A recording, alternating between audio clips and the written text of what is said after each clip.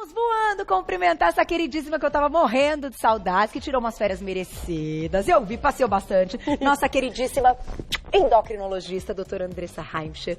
Ai, que delícia. Eu vi as fotos. É. Foi bom? Foi bom, gente, pela primeira vez. Você ficou queimadinha. Não, e você deu uma passeada. Você precisava, né? Eu precisava dar uma saída, Fazia Carol. um tempo que não... Fazia né? muito tempo que eu não tirava que férias. Que trabalho, Ela que trabalhando estuda muito. essa menina. É uma menina, gente, mas sabe tanto. A gente fica assim... E hoje a gente vai falar de insônia. Fato é, doutora Andressa, que a gente já conversou até em outras pautas e vocês estão sempre envolvidos em experiências, em algumas pesquisas, né? Você principalmente está ali no Hospital das Clínicas e tal. E os brasileiros estão dormindo muito mal. Isso não é mito, isso é verdade. E a estudo do sono, Carol, é uma área que a gente consegue juntar várias especialidades para ajudar. Então, assim, a gente tem a parte nutricional, que é muito importante para poder fazer a higiene do sono. A gente tem, quando a pessoa não dorme bem, efeitos cardiológicos. Então, a gente pode aumentar o risco de ter problemas cardíacos. A gente tem condições que também alteram o sono, como, por exemplo, a apneia do sono. Tá. E a gente tem pneumologistas para poder também ajudar. E tem a parte endócrina, né? Que você não dorme bem, você não libera hormônios na fase noturna de forma adequada. E aí, o que acontece? Muitas vezes o paciente vem para mim e fala assim, Andressa, eu tô com queixa de cansaço. E você investiga, você vê tireoide. E o que você vê, às vezes, é uma discreta alteração do hormônio cortisol. Mas por quê? Porque ele está dormindo mal.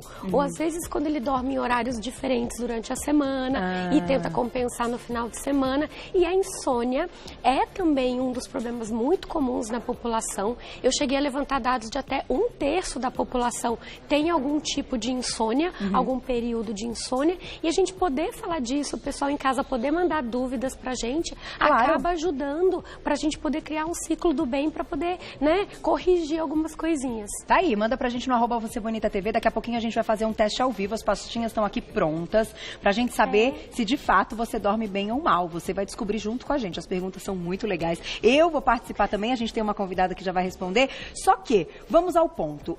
Hoje, com tantos estudos e com tantas coisas que têm demonstrado que a gente realmente dorme mal, que os brasileiros não estão tendo uma qualidade de vida muitas vezes por causa disso... De onde começa o problema? Porque eu sei que, como você disse, virou uma bola de neve. Mas tem um início, não tem? Tem um início. O início é o seguinte. A gente tem as fases do sono, Carol. E o nosso corpo, ele precisa seguir algumas fases do sono durante a noite para a gente ter um sono reparador. Tá. Cada fase do sono, ela dura em torno de 90 até 120 minutos. E a gente vai aprofundando o nível de sono. Então, a gente tem a higiene do sono. A gente tem uma fase em que é preparatória para a gente entrar no sono, que chama período de latência, que às vezes é o tempo que a pessoa demora para pegar no sono, né? E aí depois a gente vai aprofundando nas fases 1, 2 e 3, que não são fase REM, e aí a gente entra em fases REM, que são a fase em que existe uma atividade cerebral muito, muito alta, mas o corpo acaba não se movendo. O que acontece? Insônias, elas podem acontecer em qualquer momento do sono. E aí a gente tem insônias proximais e insônias terminais. Então é a dificuldade de pegar no sono ou de manter e consolidar esse sono. E a depender do tipo de insônia, a gente consegue ver se a pessoa tem alguma doença de base. Então, estados de ansiedade, apneia do sono. E aí a gente começa a ver que muitas vezes a pessoa não tem isso, mas ela começa a ter insônia porque ela não fez uma higiene do sono adequada. Entendi. Que eu acho que é isso que é bacana também da gente passar para o pessoal em casa. Algumas atitudes são muito importantes. Então, aquela história mesmo do leitinho morno antes de deitar, ou de não tomar alimentos com cafeína, algumas coisas que tem cafeína escondida ou não, que eu até trouxe aqui para falar com vocês. Vamos falar? Porque a gente tem um vídeo que mostra como a cafeína age. Então, vamos falar da cafeína? Vamos falar da cafeína, então. Vamos entrar nesse ponto, porque eu acho que é um ponto da alimentação importante. Aí, já a gente vai pro teste e também de algumas perguntinhas, né, que são clássicas envolvendo o sono. A gente quer a sua também, @VocêBonitaTV. Vamos lá, vamos falar da cafeína antes de mostrar o vídeo. Onde a gente tem cafeína escondida? Bom, a gente tem cafeína, obviamente, no café, né? Mas chás escuros, chocolates e alguns medicamentos podem esconder cafeína dentro deles. Então, por exemplo, descongestionantes, tanto nasais como, principalmente, descongestionantes via oral. Descongestionantes nasais não tem cafeína, mas tem substâncias estimulantes, como fenilefedrina. Então, o que a gente gente tem que prestar atenção? Se a gente está usando alguma medicação que vai fazer com que o nosso cérebro fique alerta. Outra, tem chás que não são escuros. Eu trouxe aqui um chá bem escurinho aqui, que esse aqui é um chá preto, obviamente ele tem cafeína, mas existem chás, por exemplo, chá de morango, chá de framboesa, que a base dele é a folha de chá preto. Não acredito que é esse aqui. Exato, às vezes a gente tem, e também base de chá verde, que também ele tem um grau de cafeína e também é usado como estimulante. A gente não usa como termogênico. É verdade. Então tem que tomar um pouco de cuidado na hora de escolher o chá. Como é que a gente sabe essas bases? Rótulo. Tá. Tem que dar uma lida no rótulo. Por quê? Porque o chá verde, chá preto, na verdade depende do grau de torrefação do chá. Tá. Quanto mais ele é queimadinho, mais ele vai liberar substâncias. Então, o que a gente precisa ver? Para e olha o rótulo. Camomila, erva doce, erva cidreira, geralmente eles não levam outras bases de chás na sua composição. E aí, geralmente quando tem o rótulinho assim, chá para dormir, de fato ele não tem cafeína. Entendi. Agora tem, olha que não, eu achei isso interessante porque é aquilo que você falou. Muita gente usa esse truque para já dar uma relaxada. Isso, aquele momento de, então eu vou levar pra cama o meu chá quentinho, isso já vai vindo um soninho e tal. E sem saber, você pode estar escolhendo um chá que tem cafeína. Exato. Um chá que tem, por exemplo, base de chá verde. Entendi. Né? E aí, então, você precisa cuidar com isso e comprar especialmente chás pra dormir. Chás que são indutores. Tem até as ovelhinhas, às vezes, na capa pra poder ajudar. Aqui, as ovelhinhas. Daqui a pouquinho Aqui nós vamos fazer perguntinhas que nós temos ovelhinhas boas e ovelhinhas ruins. Ovelhinhas que ajudam. Não, e os carneirinhos, né? Enfim, contar carneirinho é bom? Contar carneirinho faz parte de um estado de relaxamento, se a pessoa não ficar mais ansiosa. Tá. Sabe que técnicas de meditação, mindfulness, elas são extremamente úteis. Acupuntura, para poder fazer um relaxamento, diminuir a ansiedade e a pessoa conseguir pegar no sono. Tá. Existe uma ideia de que a cama só é reservada para quando a pessoa está indo dormir. Se ela gerar estresse, a pessoa sai da cama, vai fazer outra atividade e só volta para a cama a hora que ela estiver mais sonolenta. Isso é uma dica. Isso é uma dica. A outra dica, que eu acho que a gente vai falar um pouquinho, é reduzir a exposição à luz. Vocês lembram da melatonina? Então, a melatonina é aquele hormônio que o nosso corpo fabrica a partir do momento que a gente começa a diminuir a exposição à luz. E ele é o indutor do sono. É ele que regula o nosso metabolismo, sono-vigília. Então, o momento que a gente está acordado, o momento que a gente está dormindo, a melatonina faz essa regulação. E tem alimentos que ajudam o nosso corpo a fabricar melatonina. Naturalmente, que a gente já vai contar. Naturalmente. Vamos ver como é que a cafeína funciona? Vamos sim. Olha a cafeína agindo no nosso organismo. Então, que interessantíssimo. Na tela para vocês. Aí. Então, o que a gente percebe? Que quando você fica muito sonolento, a nossa célula, que é o neurônio, olha que bonitinho aí, cara azul com amarelo aparecendo, ele vai gastando energia. Essa molécula bem grandona, chamada adenosina trifosfato, quando ela é quebrada em energia, ela vai liberando como se fosse vários fragmentos dela, e o acúmulo desses fragmentos faz com que eles saiam da célula, vão para os receptores, que é parece uma fechadurazinha, olha lá, a chave entrando na fechadura, e com isso ela vai causar uma sensação de cansaço ao longo do dia. O que vocês percebem é que quanto mais a pessoa vai usando o cérebro, mais ela vai gastando energia, mais ela vai ficando cansada. A cafeína, ela é bem semelhante à nossa adenosina. E aí o que ela faz? Ela entra naquela fechadura, como se fosse uma chave diferente, mais parecida, e ela bloqueia a ligação da adenosina, que é o nosso marcador de cansaço. Entendi. E é por isso que ela leva a gente a ficar mais alerta. Que dá um pique, que dá um... Exatamente. Acordei, tomei cafezinho de manhã, acordei. Exatamente. Depois do almoço. Que legal! E você sabe que a cafeína mudou a história da humanidade. Porque antigamente, muito antigamente, século XV e XVI, a água não era saudável, ela tinha contaminantes. As pessoas colocavam baixo teor de álcool para poder beber. Só que com o advento do café, a chegada do café no mundo, a gente pôde, inclusive, realizar mais atividades. Porque com o álcool você fica mais sedado e com a cafeína você fica mais alerta. alerta. Que maravilha, eu não tinha a menor ideia que ela bloqueava, então, o receptor do sono, vamos dizer assim. O receptor do cansaço. Do cansaço, ela que é o que... entra lá no receptor do cansaço e fica lá, e as moléculas marcadoras de cansaço não conseguem sinalizar cansaço. Eu imagino que quem tem insônia não tem uma produção boa desses marcadores de cansaço. Exato, às vezes ele produz até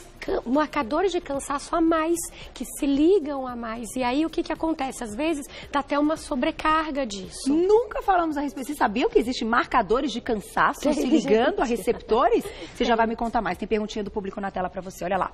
Quem escreveu pra gente. Um beijo, Larissa, obrigada. Às vezes tem uma crise de ansiedade por não conseguir pegar no sono. O que posso fazer pra mudar ou minimizar isso? E é o que Não, e de verdade, a gente tem mesmo. Você fala, olha a hora, mãe, eu tenho que acordar cedo, pelo amor de Deus, tenho que trabalhar, não vou conseguir. E isso parece que faz você ficar mais agitado ainda e não consegue dormir. A Larissa diz que ela tem essa ansiedade que eu acho comum, principalmente entre as mulheres, né? Ela começa a ver ali que ela não tá pegando no sono, e aí demora mais ainda pra dormir, parece que dá um up, aí ela fala, e agora? Que eu preciso dormir. Como é que a gente muda isso? Tem aí alguma dica, algum conselho? Poxa, tem várias dicas. Tem várias? Então vamos deixar as dicas para daqui a pouco? A gente vai deixar as dicas, Larissa, então, para o final, porque tem um monte. Tem. Vamos, então, fazer o teste. Vamos. Será que você em casa está tendo sonolência diurna? Vamos responder o teste aqui com a gente? A Juliane, que vai participar, bem-vinda, tudo bem? Deixa eu te dar já uma pastinha, Ju. Olha, ele tá bem didático hoje. Você dorme bem? Assim, você acha que dorme? O que é, assim, na sua, assim, o que você acha, né? A minha noite é trocada pelo dia, na verdade, por conta dos eventos. Mas sono, jamais. É, assim, muito difícil. Sério? A sonolência vem, assim, no decorrer do dia, geralmente após as 14 horas. Que daí o dia fica arrastado. Fica. Arrasta muito, muito, muito. Acaba com isso, quebra. Quebra. Porque, na verdade, o que acontece? Ela acaba não tendo uma regularidade de ciclo sono-vigília.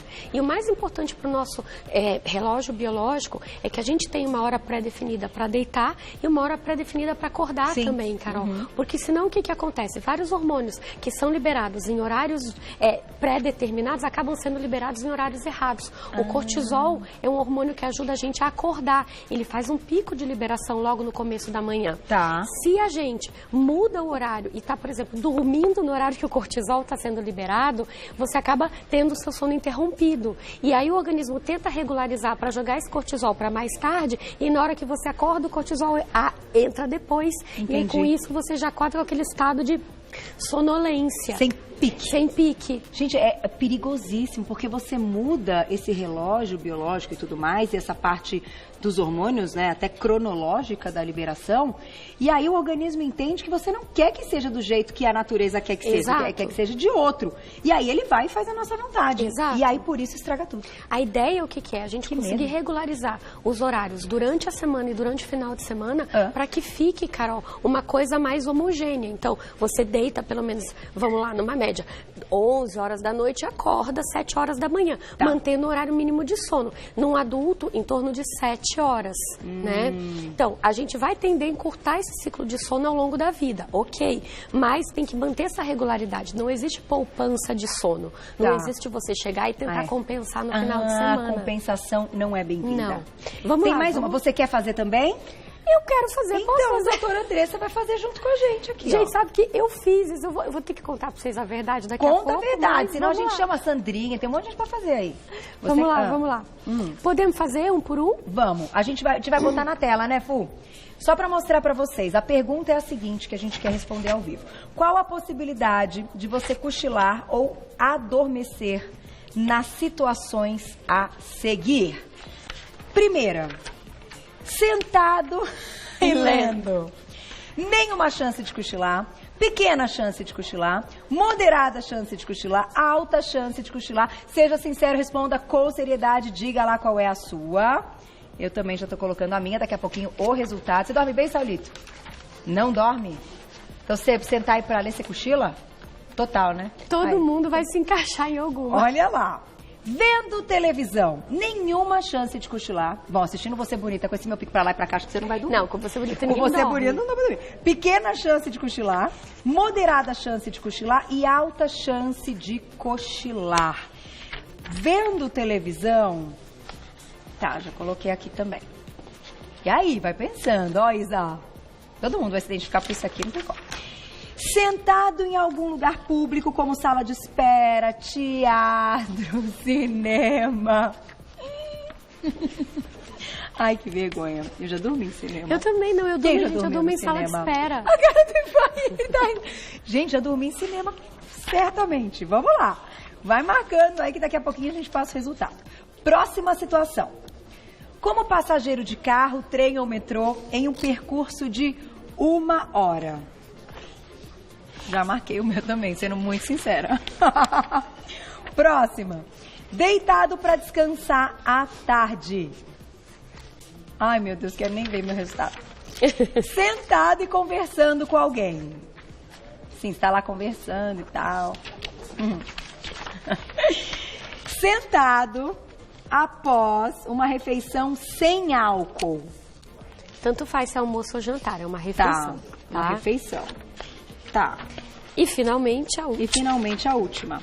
No carro parado por alguns minutos durante o trânsito.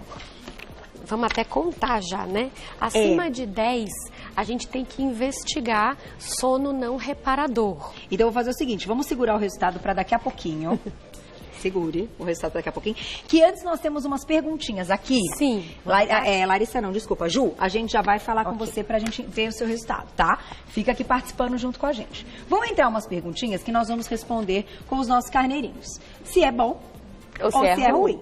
Certo, Fu? Daqui a pouquinho o resultado da nossa pesquisa. Sejam sinceras, hein, gente? Isso favorece aí até alguns tratamentos, caso necessário. Vamos lá. Na tela, a primeira perguntinha.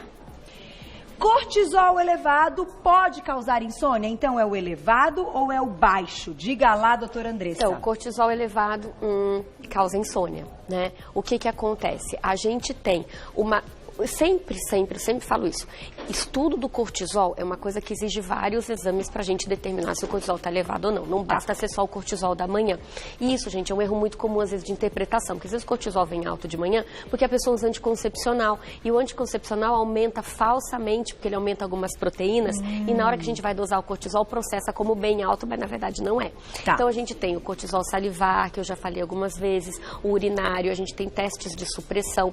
Mas o que a gente sabe? Que níveis de estresse moderados ao longo do dia fazem com que o nosso organismo libere uma quantidade de cortisol um pouco mais acima, que ainda está dentro do normal, mas que atrapalha na hora de dormir. Por isso que a ovelhinha aqui está muito brava, carneirinho. Tá não é legal. Qual para você a forma mais eficiente de dosar cortisol, doutora Andressa? É o conjunto ou se a pessoa...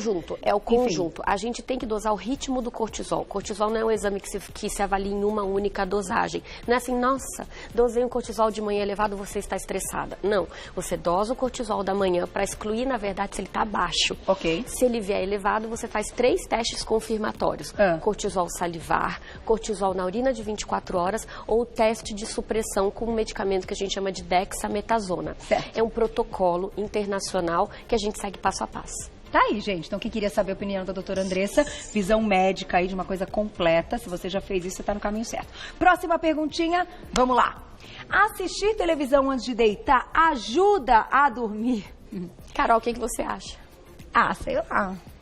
Dependendo do programa, dependendo do horário, eu acho que ajuda. Então, vamos lá. Apesar de ele estar no teste de sonolência diurna... O carneirinho verde, ó. Vou contar o que acontece? Verde. Imediatamente antes de deitar, a televisão não é bom. Porque a melatonina, ela é inibida pelas luzes.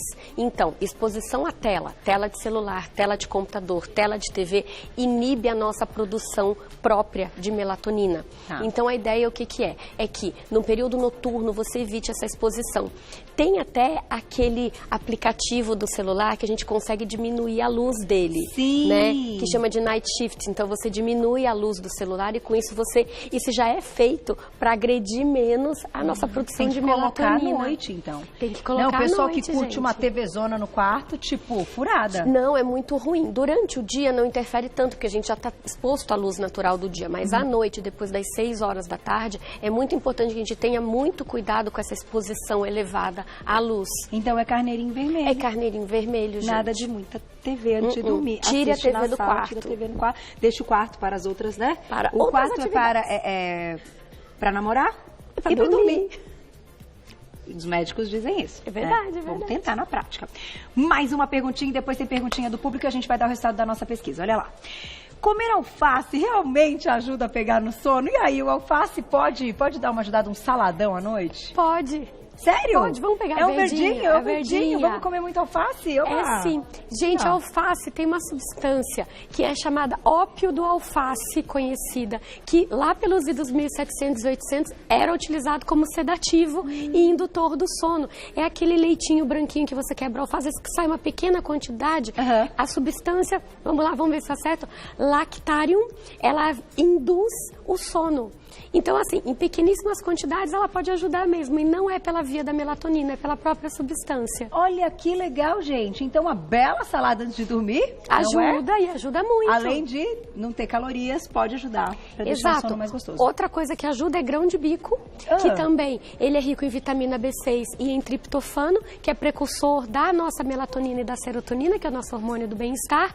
E banana também, viu, gente? A bananinha também, não é mito. A banana também não é mito, a banana ajuda. A banana é rica em triptofano. E o vinhozinho, doutora Andressa? Brincadeira, responda se quiser. Não, respondo. O álcool é pior, né? Isso também, o álcool é pior. Apesar do álcool induzir o sono, o que ele faz? Ele não deixa a gente chegar na fase profunda do sono, que é a fase reparadora.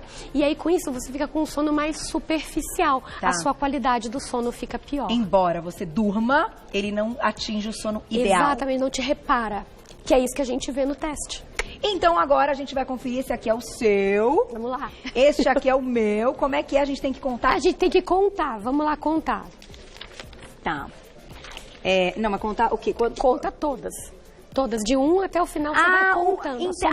Somando. Quem fez em casa também soma direitinho Soma, as respostas. então vamos somar, tá? Ah, entendi. Não tava entendendo. Posso dizer a minha? Quero nem ver a minha. Acima de 10 indica sonolência diurna. Essa é uma escala médica validada. Chama escala de sonolência de Epworth. E a gente usa ela para ver se a pessoa tem sono reparador ou não. Carol, conta a sua. 11. Ju, 12. Eu ganhei 13. 13 a sua? Você fez aí de cima, Fu? Gente! Então, gente, o que quer dizer isso? Quer dizer que a gente tem que investigar causas não reparadoras de sono. Sabe qual é a principal causa não reparadora de sono na nossa população? Diferença de horário de deitar e dormir. Que um dia a gente dorme meia-noite, outro dia 2 da manhã, outro dia 11 da noite. Então, isso faz com que a gente tenha uma coisa chamada jet lag social, que é aquela sensação de cansaço justamente por você variar o período sono-vigília.